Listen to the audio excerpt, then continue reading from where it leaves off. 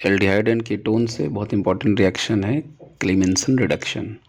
सबसे पहले इसकी डेफिनेशन में आते हैं। तो यहाँ पे देखिए क्या कहा गया है, ketones and aldehyde on reduction with zinc amalgam and hydrochloric acid give the corresponding hydrocarbon. That means क्या है कि carbonyl group will be directly converted into the methylene group, यानी कि सीधे कार्बोनाइल ग्रुप को अगर मैं कन्वर्ट करना चाहता हूँ RCO, यहाँ पे R या फिर H वट एवर, अगर मैं इसको कन्वर्ट करना चाहता हूँ सीधे मेथाइलिन ग्रुप में यानी कि RCH2 एंड R, तो यहाँ पे मैं क्लीमेंसन रिडक्शन की हेल्प ले सकता हूँ।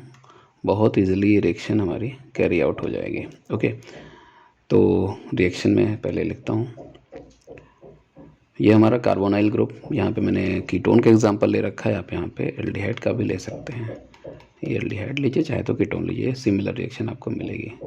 ओके, यहाँ पे हम क्या लेने वाले हैं, zinc amalgam. Zinc amalgam means क्या होता है, मरकरी विथ जिंक, है ना। Zinc has been dissolved into mercury, so it becomes zinc amalgam. Okay, now this carbonyl group will be converted into methylene group. That means क्या, RCH2 and H। तो मैं इसको directly क्या लिख सकता हूँ, RCH3, है ना। सिमिलरली अगर ऊपर देखा जाए तो यहाँ पे मैं लिख लेता हूँ Hg एंड Zn, तो यहाँ पे हमें इस तरीके से मिल जाएगा।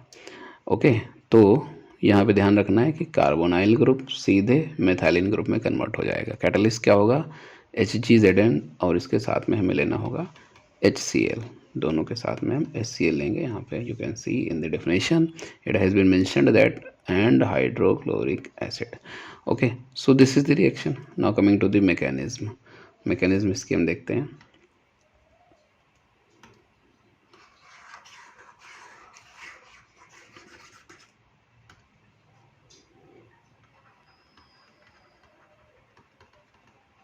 ओके, तो मैकेनिज्म में सबसे पहले तो मैं एक एल्डिहाइड ग्रुप ले लेता हूँ R। ओके, एंड देन सबसे पहले जो रिएक्शन में आएगा वो कौन है, जिंक के साथ में क्लोराइड आयन। ऑब्वियसली आपने HCl ले रखा है तो क्लोराइड आयन यहाँ पे होगा।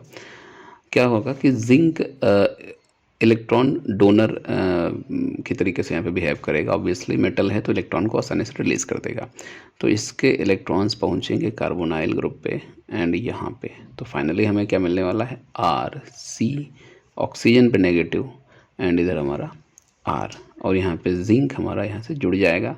चूँकि जिंक ने इलेक्ट्रॉन डोनेट किया है तो उस पर पॉजिटिव चार्ज आया होगा, और उस पॉजिटिव चार्ज की वजह से जो क्लोराइड आयन है वो उससे आके जुड़ जाएगा, यानी कि यहाँ पे ZnCl इस तरीके से रहेगा। ओके, नाउ अब आपने चूँकि HCl ले रखा था तो HCl का जो H+ है वो रिएक्शन करने के लिए आएगा, एंड ये क्या करेगा, यहाँ से इलेक्ट्रॉन ले लेगा, एंड फाइनली आपके पास में क्या बनने वाला है,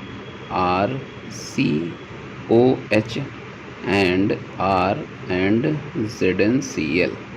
ठीक है, वापस से एक और H+ आएगा रिएक्शन करने के लिए, तो इसका जो लोन पेयर है वो जाएगा इसके पास में और हो जाएगा प्रोटोनेशन, यानी कि RCr एंड O, यहाँ पे हाइड्रोजन एंड एक हाइड्रोजन और यहाँ पे एक पॉजिटिव चार्ज है, और ZnCl नीचे लगा हुआ है। ठीक है, अभी क्या होगा, ये वाटर यहाँ से हो जाएगा रिलीज़, क्या मिलेगा, RCr एंड ZnCl, एंड यहाँ पे आया पॉजिटिव चार्ज। ओके, नाउ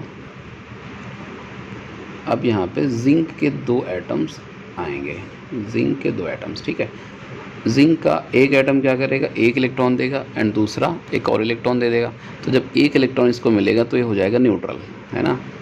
तो ये हो गया न्यूट्रल, R एंड ZnCl। ठीक है, दूसरा इलेक्ट्रॉन, दूसरा जो एटम है जिंक का, वो दूसरा इलेक्ट्रॉन दे देगा, तो यहाँ पे फाइनली नेगेटिव चार्ज आ जाएगा। ओके, अब नेगेटिव चार्ज आ गया तो ऑब्वियस सी बात है कि सॉल्यूशन के अंदर प्रोटॉन्स तो ही हैं, प्रोटॉन जाके से अटैच हो जाएगा। क्या मिला, RCr एंड ZnCl, और यहाँ पे हाइड्रोजन हमारा आके लग गया। ओके, एक और प्रोटॉन यहाँ पे आएगा और फाइनली यहाँ पे पूरा ZnCl रिलीज़ हो जाएगा, और दोनों हाइड्रोजन्स यहाँ पे इस तरीके से जुड़ जाएंगे। तो ये H and R and H, और ये हमारा ZnCl2 यहाँ पे ZnCl रिलीज़ हो जाएगा। ऐसे अलग अलग फॉर्मेट में रहेगा ना, Zn अलग है एंड Cl- इस तरीके से। Okay, so this was the mechanism of the Clemmensen reduction.